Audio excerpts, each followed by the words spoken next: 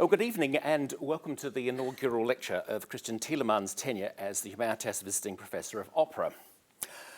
We have to thank the Humanitas programme administered by the Weidenfeld-Hoffmann Trust and Dame Vivian Duffield and the Claude Duffield Foundation who support the chair in opera. And my own thanks are due to Roger Allen and Peter Franklin, who are largely responsible for tomorrow's programme. Many of you will know that the series' founder, George Weidenfeld, died early yesterday, and the following text has been released by the Weidenfeld-Hoffmann Trust. We have all been saddened to hear the news of Lord Weidenfeld's death. We have lost a great supporter of international education and debate. Through great personal effort, he gave scholars from across the world a unique opportunity to study in a world-class institution at Oxford and thereby change their lives. Their contributions, both to Oxford and to countries in which they live, will provide a lasting legacy of dialogue, discussion, and above all, peace. He was extremely proud of the scholars he supported, and we look forward to those continuing to provide these opportunities in his memory. Among the many projects Lord Weidenfeld devised was the Humanitas programme of visiting professorships to Oxford and Cambridge. Through his network of friends and contacts, he gave the universities unparalleled access to the most interesting names in the field of humanities. All have given generously of their time to lecture, to take part in conversations, and to share their expertise with the audiences in both universities. These are exchanges that are now feeding into the online communications across the world. While these words are those of the Weidenfeld-Hoffmann Trust, they'll be echoed throughout this university, for George Weidenfeld was one of our long-standing friends and a supporter for all for which Oxford stands. Those of you who have followed the opera chair will know that we have had views of the opera house from behind the scenes, from the administration, and from the stage with Joe Volpe, Gerard Mortier, and Renée Fleming. With the fourth holder of the chair, we move on to the conductor's podium, a vantage point which will give us all a different view of opera and the opera house. And indeed, our lecture tonight is entitled A Conductor's Point of View, Commonalities and Differences Between Wagner and Strauss.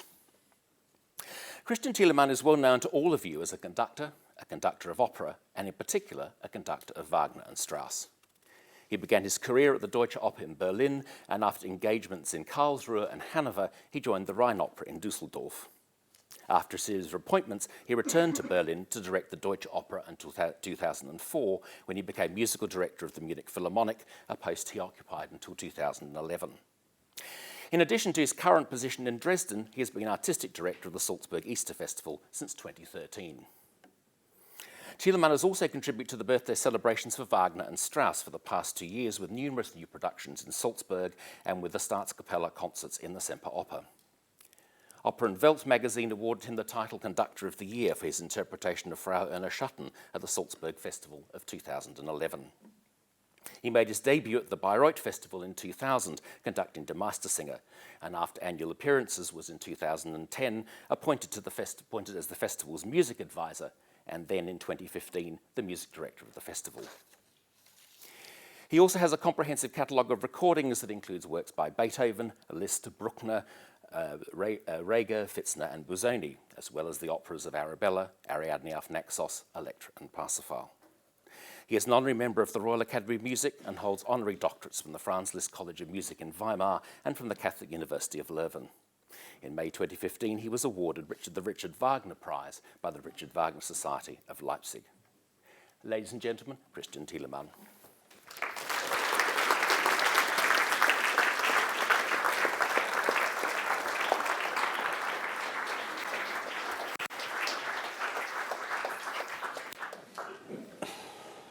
Ladies and gentlemen, I wanted to say something about George Weidenfeld before I start telling you about a conductor who talks, because as you know, conductors who talk don't have a very concentrated orchestra.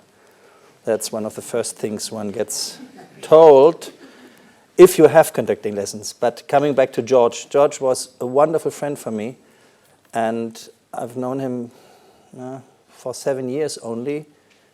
It was amazing how a person like him with 90, 92, 93, 94 years could attract so much attention from younger people, much younger people who looked for his advice and who were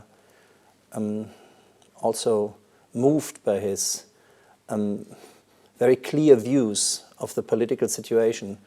I mean, he was in an age in which he could permit himself nearly anything, but he would never say it in a negative way. And I've had wonderful evenings with him, and I was really deeply shocked when I heard these news. And we thought that our whole speech and our what we are planning now here would not happen, but it happens.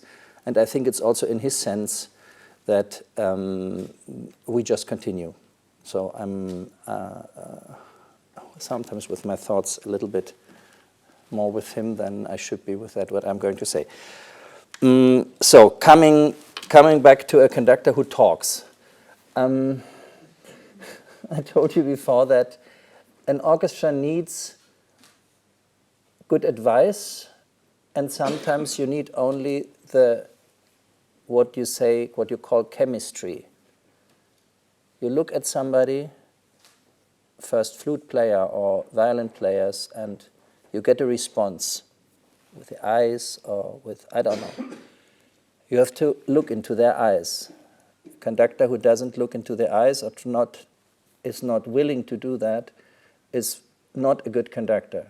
It has to do with, not so much to do with leadership, it has to do more with contact and with music making and accepting that what a musician offers you.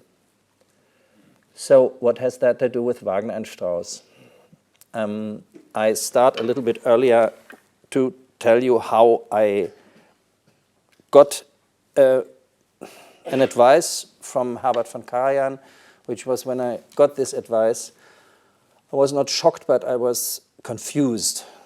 I was about 16 years old, and I had my first piano lessons with the wife of one of the first flute players of Berlin Philharmonic, Demmler. And he heard me playing, and he said, Karajan is always interested in meeting young people. I asked if this young man can ask him some questions, because I said, yes, I would like to be a conductor. I think that's a wonderful thing. First, I tried to become an organist, but as everybody piano player knows, it's nearly impossible to teach oneself organ playing when you are a piano player, because the technique is so much different that you ruin your piano technique. And that was noticed by my piano teacher, and she said to me, "You're not playing the organ, are you?" And I said, yes, I have to admit, because I always was so, I was raving about Bach, organ music and other organ music. So I thought, what is better than playing the organ is probably having people in which the organ is also participating, but that can be an orchestra. And so I saw many conductors, I saw them and I heard them, and I was not, I'm still now not impressed by people who want to make a good and elegant figure. It's nice if the movements are elegant and look good, yeah? But it is not necessarily, it is not so important for the music which is going to come out. If you see older conductors, the very famous of the past, Knappertsbusch or Furtwängler, you cannot call the conducting elegant. But is that necessary that it's elegant? So coming back to Karajan, he offered me that I could come to talk to him for 10 minutes and asked him, Mr. von Karajan, how do I become a conductor? What do I have to do? And I expected, in my age, 16, I mean, I was dreaming about Beethoven 9, Tristan Meistersinger, Beethoven symphonies, Schumann, Bruckner, Brahms, the big repertoire, La Mer and these things. And he would talk to me about, you have to go to an opera house and you have to be a korrepetitor, which means somebody who works with singers, because you have to learn to breathe with singers. And then he talked about operetta and about Merry Widow, Lustige Witwe, and Land des Lächelns, and these titles, and about Tosca and about Bohème. And he didn't talk about Meistersinger. what I had expected. I thought I would go out and would go out. Now I know in 3 years I can conduct Meistersinger. So he said, come back when you finish school, because he gave me the strong advice, you never know what happens if you have enough talent and if you are lucky enough to do it, so finish your school. That's also a good advice, because many people leave school very, very early and then you don't have the opportunity to study. Later, I followed his advice and I began my conducting career as a Korrepetitor at the Deutsche Oper Berlin. So this is a point in which a big repertoire is required. You have to learn all these operas from Così fan tutte to Bohème, from Palestrina to Tristan, so nearly everything. La Chute de la Maison Huchère, to Ravel, to all these things which are in the plan of the theater. And so you learn what that means, breathing with singers. And you learn what it means to be a Kapellmeister. Now you know what I want to say. I can tell you one story I experienced when I was conducting one of the first times in London, that I heard somebody saying about a conductor, I don't know whose name it was, and they said, oh, he is only a Kapellmeister. Well, I was surprised, because I had grown up with a very positive meaning of Kapellmeister. And then they explained to me, no, Kapellmeister means more, it's a boring 1, 2, 3, 4 conductor with no fantasy. I said, but what is the difference between a maestro and a Kapellmeister? There is none. That's one, is it in German, and the next is the Italian translation. And so, yeah, as you know. So but that's an interesting point. And we come back to Karajan and his advice of breathing with singers and knowing what singers need. Why singers? Because singers need special attention, more attention than a violin player or a pianist. You know, they have only 2 vocal cords and feel very often weak because there is a big orchestra playing, and sometimes they are right. Conductors do not have the orchestra and bring it not so much down to a piano or to a pianissimo that they can really sing without a big effort, and that they don't ruin the vocal cords. So this and other things like psychology and all these, let's say, backstage or craftsmanship things mean to be a Kapellmeister.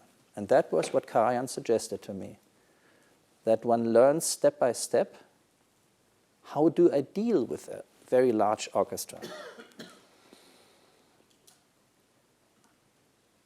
And I mean, I was, as I think many people in an age about 13, 14, 15, you get a Wagner infection, or you don't. Once you have this infection, you will not lose this disease anymore, and you don't want to, because it would be terrible to lose the fascination for Wagner and Strauss.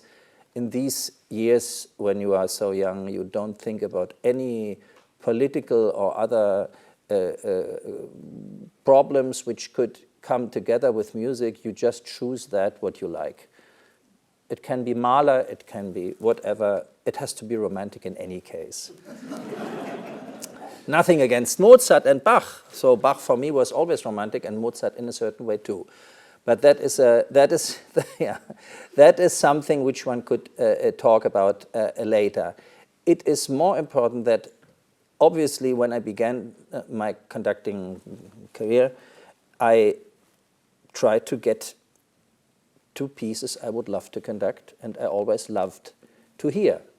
That is not easy, because when you are young, you start the so-called Kapellmeister career in a smaller theater. I mean, I was lucky that I could begin as a Korrepetitor at the Deutsche Oper in Berlin, but for conducting, I went to a smaller theater in Gelsenkirchen and then to Hanover and so on, always one step higher. That was exactly what Karajan had told me. He said, it's better if you are responsible in a smaller theater and you can do many things, because in fact, conducting 8 people or 10 or 15 is the same if you conduct 150.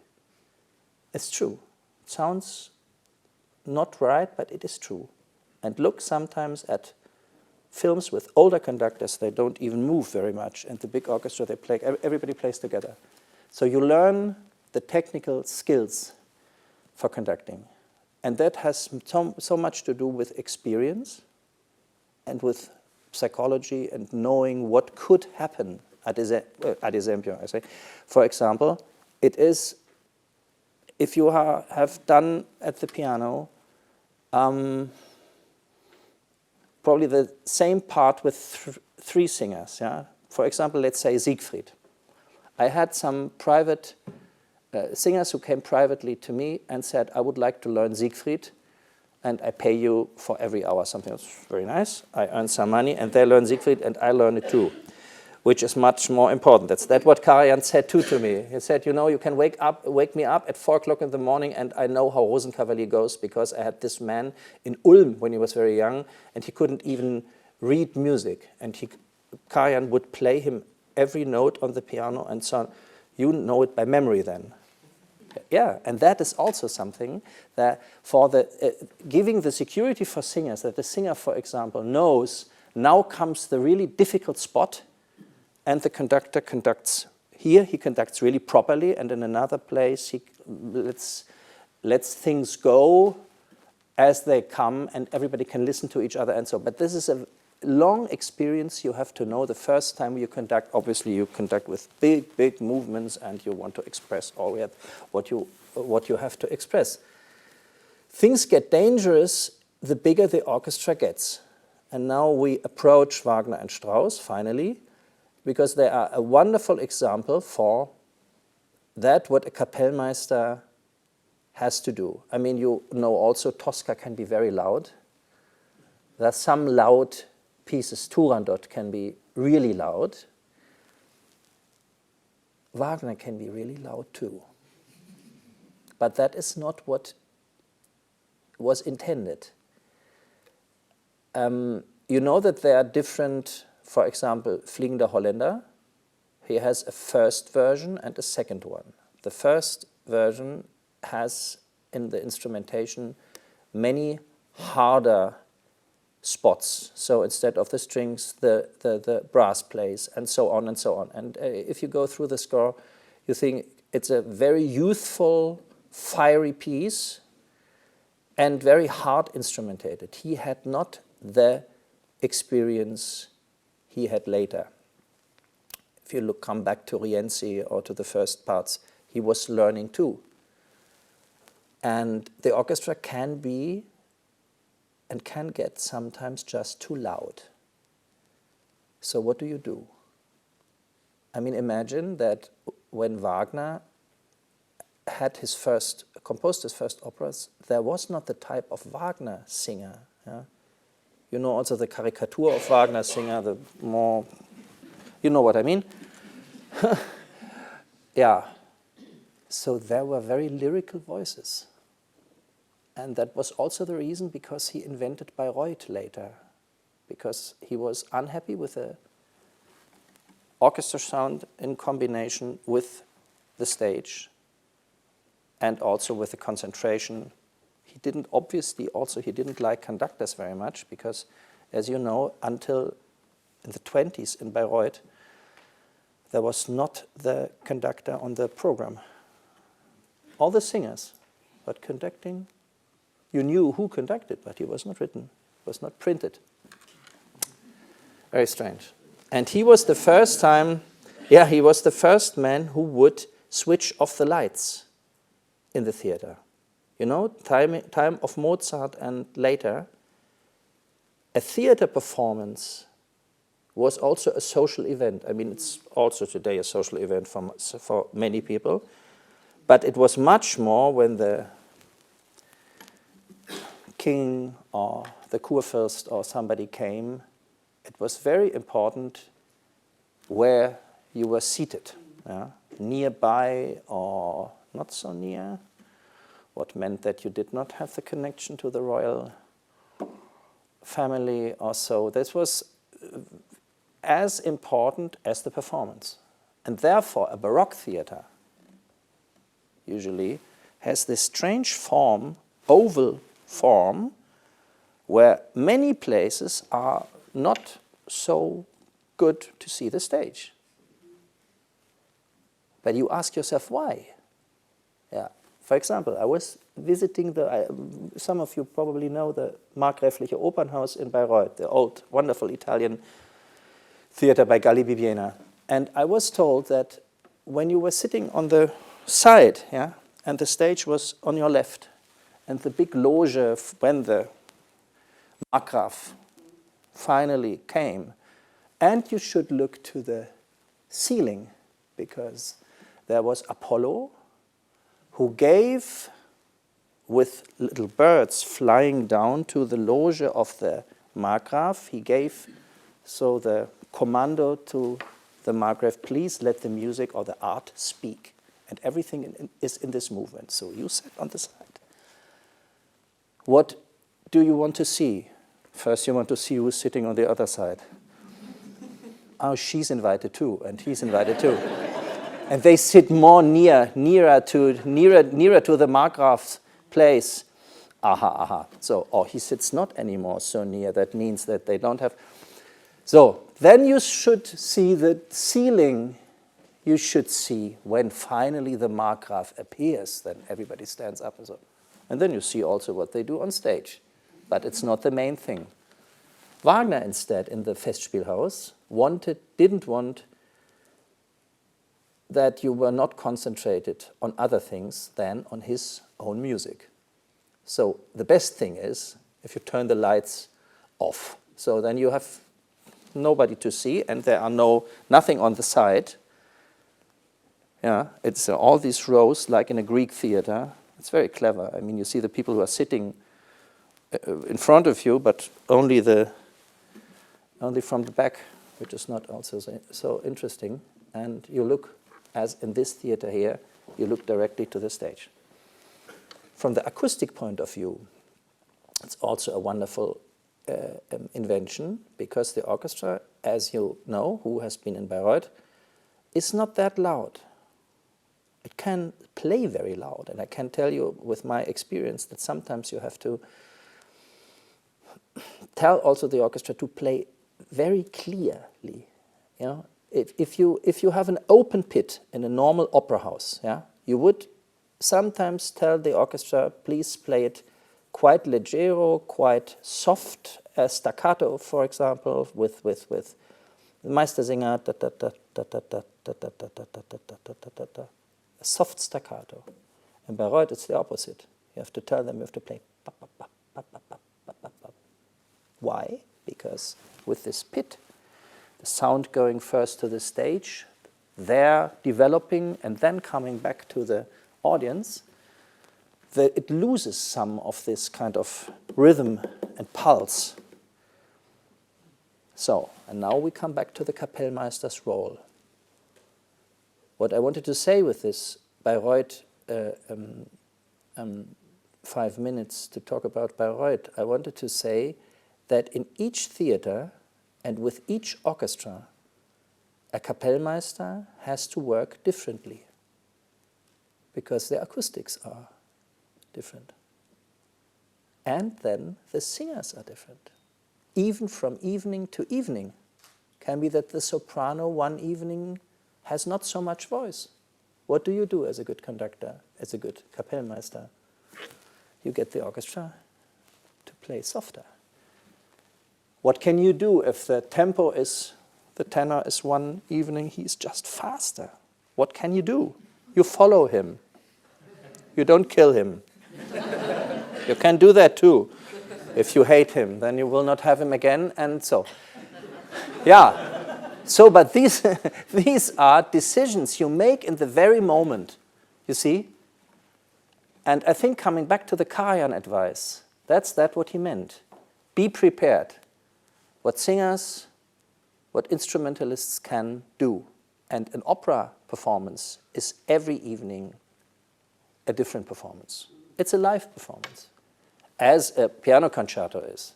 But I think pianists and violin players are more reliable because they don't have, no, you just, yeah, and you don't have this fear, you know, that the conductor, we are more in the pit, and there's only one singer on stage. So see how much Wagner developed then his writing. Not that I want to say that he got softer and softer, but he got more practical. He had a second version of Fliegender Holländer.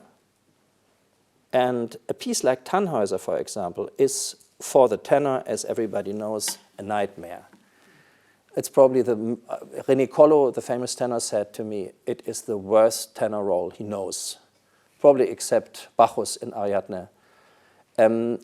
But Tannhäuser has this tessitura in the beginning with the 3 songs he sings for Venus, which is a killer. And sometimes one witnesses these terrible moments and when a tenor is after Act 1 of Tannhäuser already not fresh, to put it this way. Things can happen. So what does it mean to come to terms with this kind of music? You have to learn pacing as a conductor and as a singer. But the conductor is the certain way because he has everything in the hands. He's the leading person, and in Bayreuth is it more leading than anywhere else because the conductor doesn't hear very well. And he is very much in the hands of his assistants. You wouldn't believe that, yes? I conduct in the pit, and there is an assistant, and I have the telephone, and he says, second bassoon a little more. I mean, they know me and I know the acoustic, but I have to trust my assistants. There the orchestra could be a little bit softer. Then there are voices in Bayreuth which do not get through because the Wagner parts, soprano parts, for example, are very often not so high as you would expect. They're more in the middle register. And that means if the orchestra also has a kind of thicker sound, then the orchestra can cover easily the singers. So what does the clever Kapellmeister do? He has to see that various singers need also a variety of speed and of dynamic ranges. You can study that very well, also listening to different orchestras with a different orchestra tradition. For example, I'm very lucky that in Dresden, the Sächsische Staatskapelle has maintained their wonderful golden round sound, which is a miracle because in the times of the West and East Germany division, they did not have so much, let's call it fresh blood from everywhere. And they survived somehow in this atmosphere of building their own, getting their own pupils or their students as such good players that they could enter in the orchestra. I mean, this is a wonder that happened, and we enjoy it still. And they are very much they're very proud of the sound they kept, and that is something. If it is an opera orchestra, and I come back to opera orchestras, how do they deal with singers? If an opera orchestra is in the pit, seated quite high, first you would think, oh my God, they are going to kill the singers in any case. No, wrong. Because they can listen better. And as a bassoon player, or as a flute player, or a horn player, after a while you have the experience, and you know, if I hear the singer this way, I can give so much. Forte is never a forte. Mezzo forte is never a real What is a mezzo forte? It depends on the moment. Together with the conductor, obviously, but the orchestra can help very much, and the tradition of the orchestra as an opera orchestra. Flexibility, breathing with the singers, knowing also, now the next 10 bars or the next 5 minutes. It's one of the most difficult parts of the score. We have to be very, very careful. This is extremely tiring because Wagner operas, as you know, as Strauss are very long. And the pacing thing comes also always into the play because you cannot burn yourself in the first hour, then you don't arrive at the end. You don't help anybody, and in the orchestra it's the same. Horn players sometimes in certain pieces in Germany, they change. Meistersinger, for example, they play Act 1 and Act 2, and for Act 3, which is the long act, new wind players come in, first players come in. But the horn section is usually changed, and I think the brass section too. This is a tradition we have also for Parsifal. After Act 1 of Parsifal, I think the horns are, also they go home, and after the first act of Tristan the same, then the horn players play the stage music, Act 2 beginning, and then they go home and fresh horns come in. And the strings say, and we have to play all the evening. Yeah. But you see, these things have much to do with that what happened later. I mean, Wagner and Strauss, they say, yeah, he's a conductor for Wagner and Strauss. I think there is much truth, and it is also wrong, because Strauss is, as you know, much more based on the parlando and on lightness and on elegance. You cannot compare Wagner to Strauss, not even a Salome to a Wagner piece. That the harmonical system is sometimes, let's say, Strauss got inspired by Wagner, that is clear. Yeah? After Tristan, there was no escape possible. Tristan is Tristan, and Tristan changed the world in a certain way. And it's a very interesting thing I can tell you. It's something I didn't know until I came to Dresden. You know that in Dresden, 8 Strauss operas were performed the first time.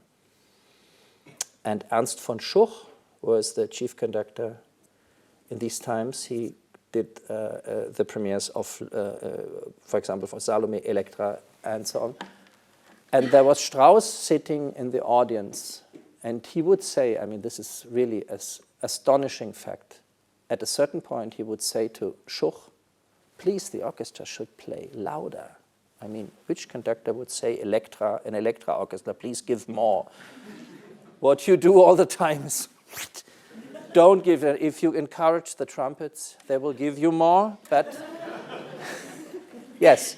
You see, they had another, what I wanted to say is, it was obviously a different style of playing these scores.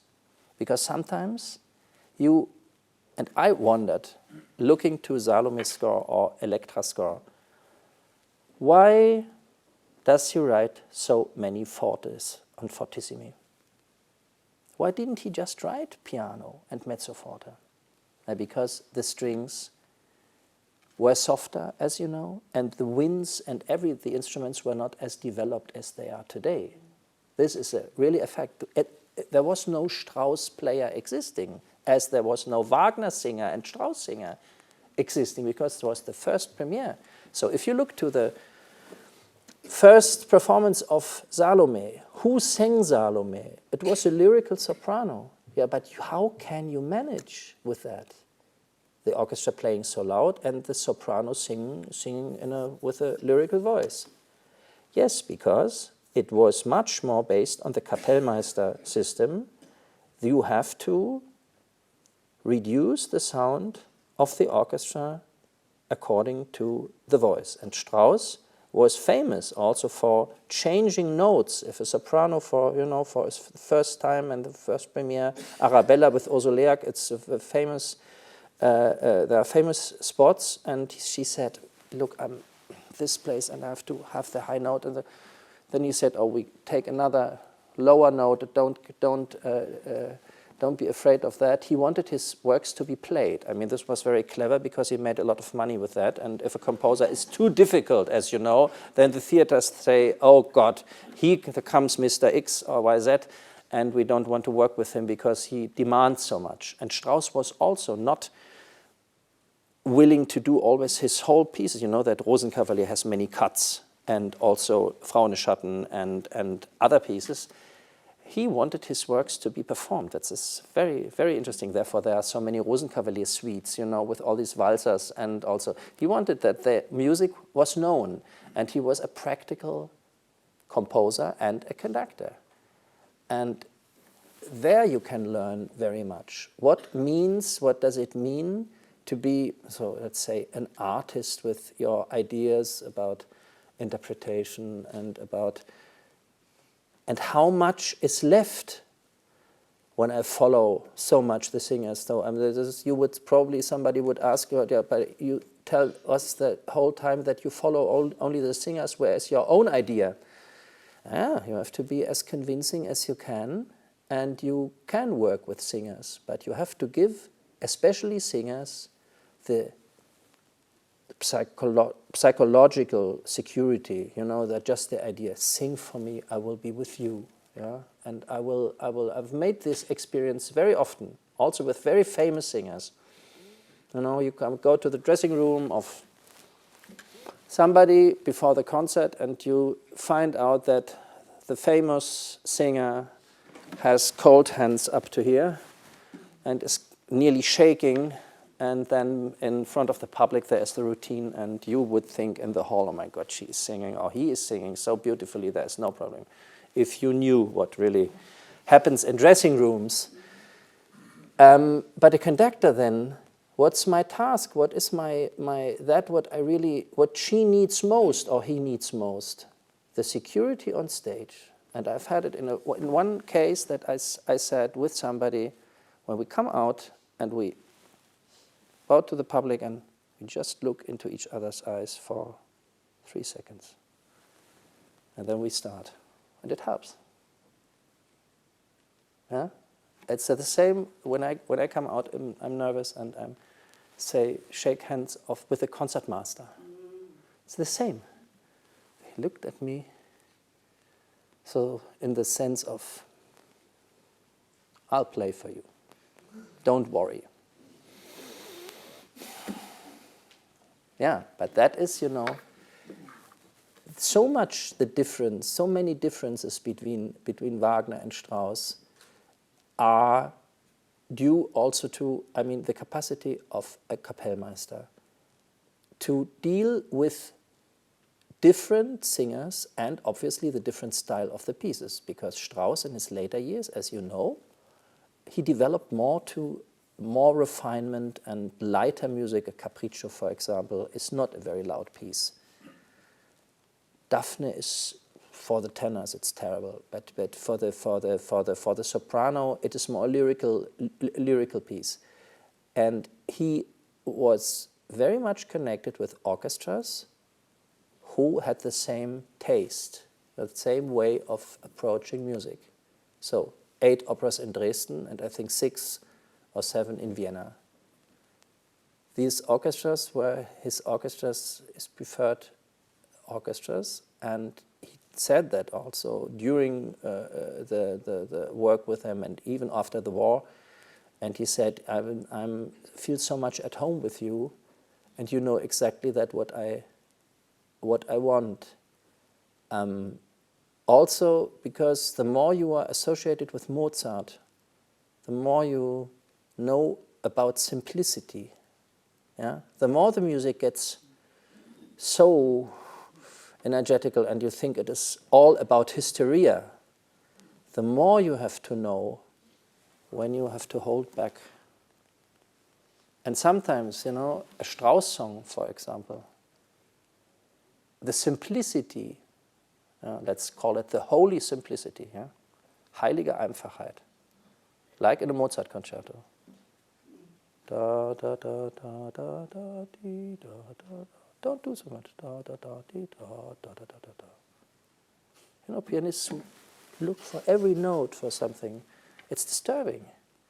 You should not do nothing, but you should consider also the fact that there is also a 60% espressivo which has the intensity, you have to perform it with an intensity of 150%, but it's only 60.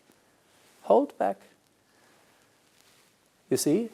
And for example, with Strauss, Lieder, they are rarely performed. Vier letzte Lieder is something one knows and which is also they are performed quite regularly.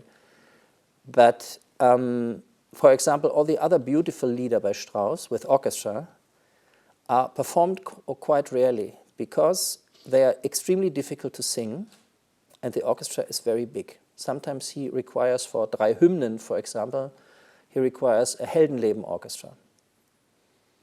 How can a voice manage with that? It can, if you know to hold back and if you remember how in the beginning when these works were performed the first time, how the way was to approach this music, softer than we are used to it. And the same, that comes from the Wagner experience he had. Bayreuth changed also the life of Strauss as a conductor there. As you know, he was a conductor also in Bayreuth. And you come to the point in which you know much more. There you need 45%, there you need 55%, there you need really 80%, and then you go back and so. But it has nothing, unfortunately, yes, for a conductor, it has not so much to do with that what is really written, because a fortissimo can also mean intensity. Yeah? Don't trust a fortissimo. Don't trust a forte. It has to do with the intensity of the moment.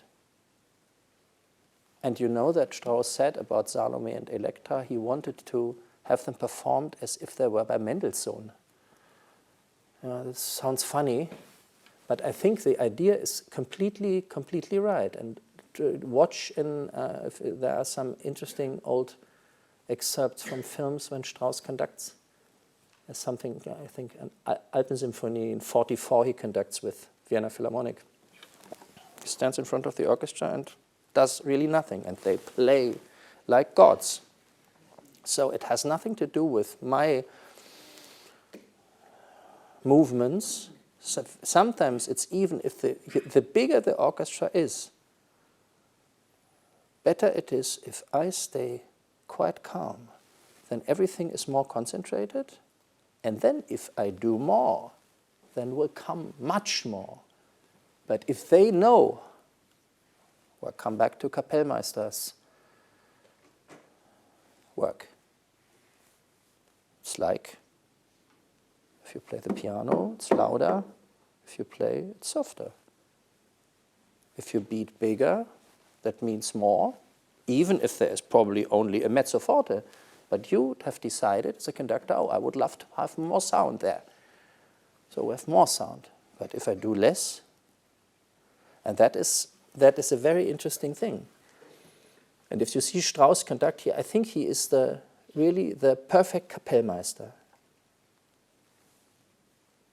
So he's not only a Kapellmeister.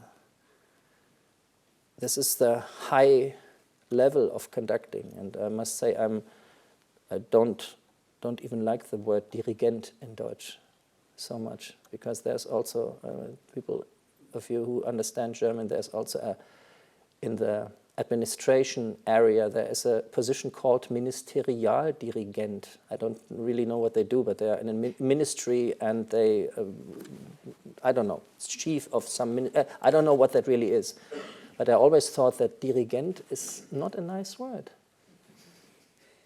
I think Kapellmeister looks much more like work, and also like, that you have to understand all the little difficulties which can come up. And therefore the opera is essential. And some of you might think, why doesn't he talk about the tone poems by Strauss? You're right. It is you see this wonderful film, the Kubrick film with Odyssee, is das 2001? With the Zarathustra beginning, this fabulous thing with the apes and so on. Yeah. 2000, yeah, mein Gott. Also what a glorious idea. And it is also performed very often this way, and it's written forte and fortissimo. And why not? But if you listen more to Zarathustra, then you find out later in the piece, it's not so loud anymore. It's much softer and much more elegant. So certainly he has sometimes, like in Heldenleben or Alpensymphonie, you know that he said when he had composed Alpensymphonie, now I know how to instrumentate, finally. I mean, he wanted to show off. He was also a gambler. You know, it's something I find deeply sympathetic and deeply positive.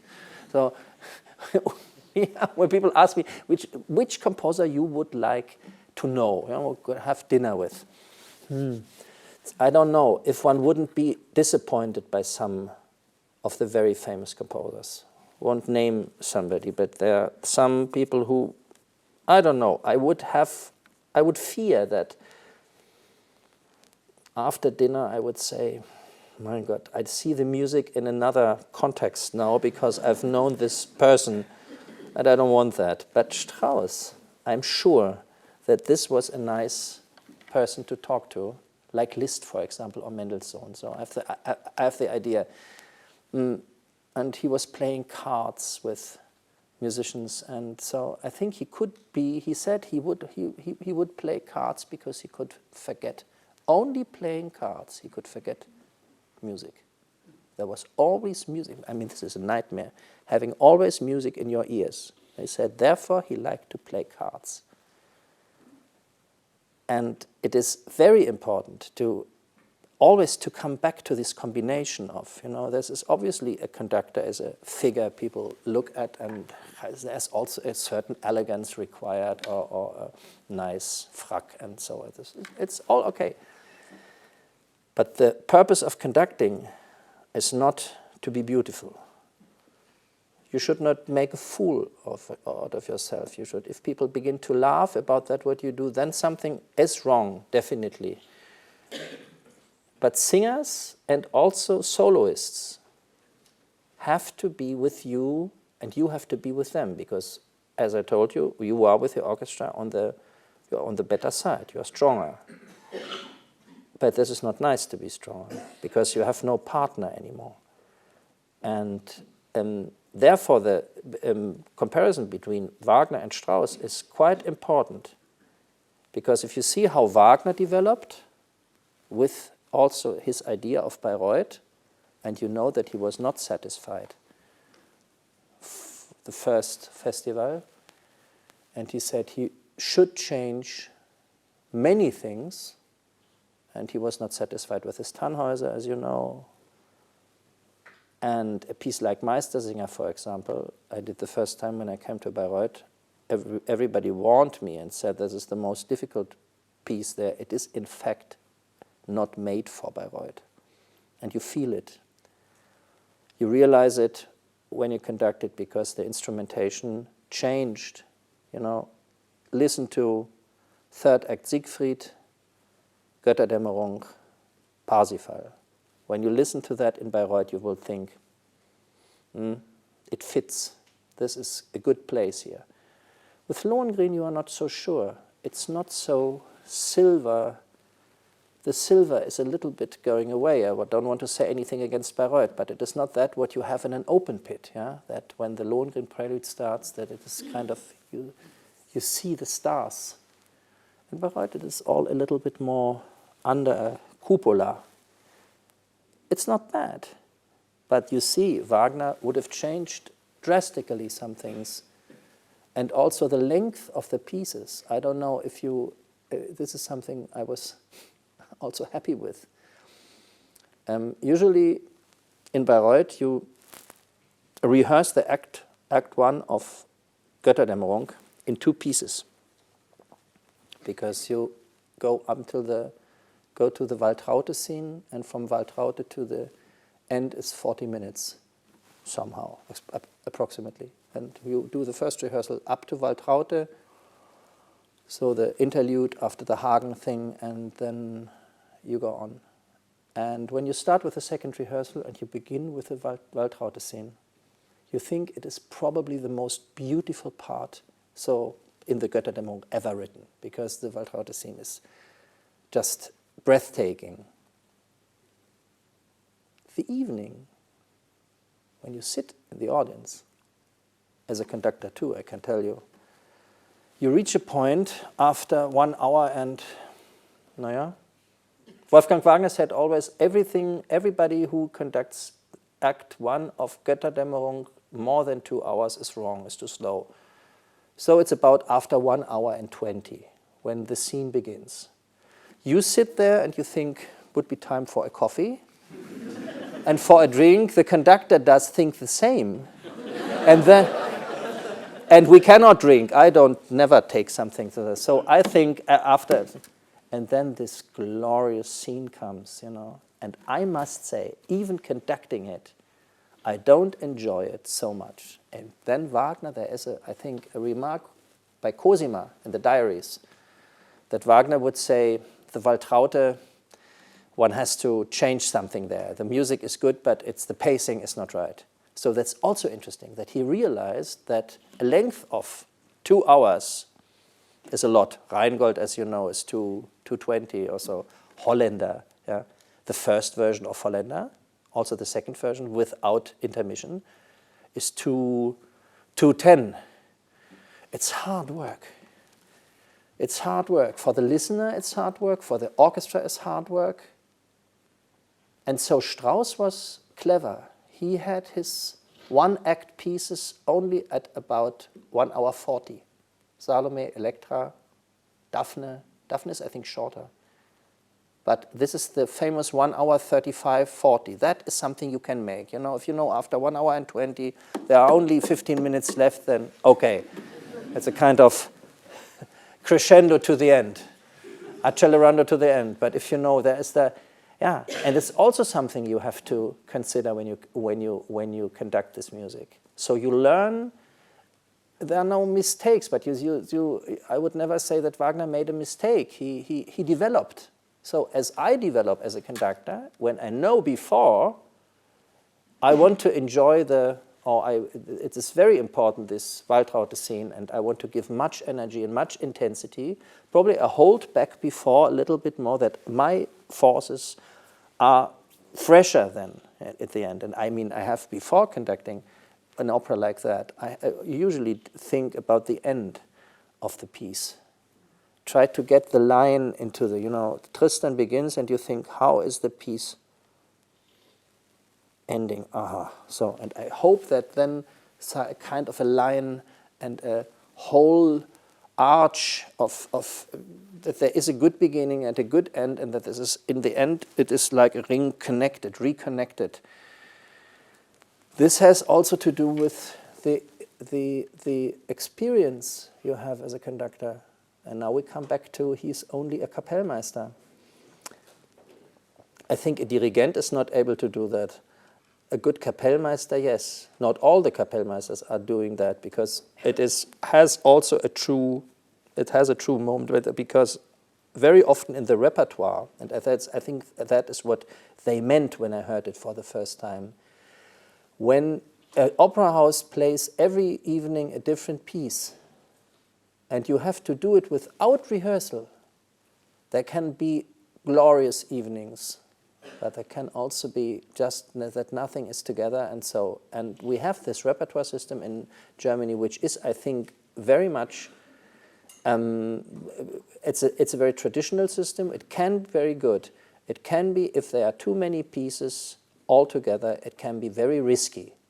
Also for orchestra players. And if a young orchestra player comes into an orchestra, they don't know these pieces. So I ask my players in Dresden or the Vienna players, and I ask them, how does a young cello player coming with 21, 22, so he gets the job, so tonight Lohengrin. You buy a CD now and you ask a colleague and you sit a little bit and you watch the colleagues how they play. But then comes probably a Bel Canto piece, which is really difficult, because the soprano has a corona somewhere, pits, but you are early with your pits. The colleagues.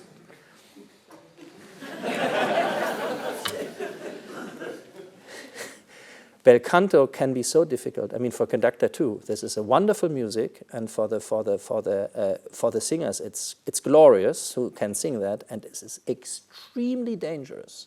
Yeah? And therefore, also a type of Italian Kapellmeister is needed. Yeah? But then you say he's a maestro, which sounds.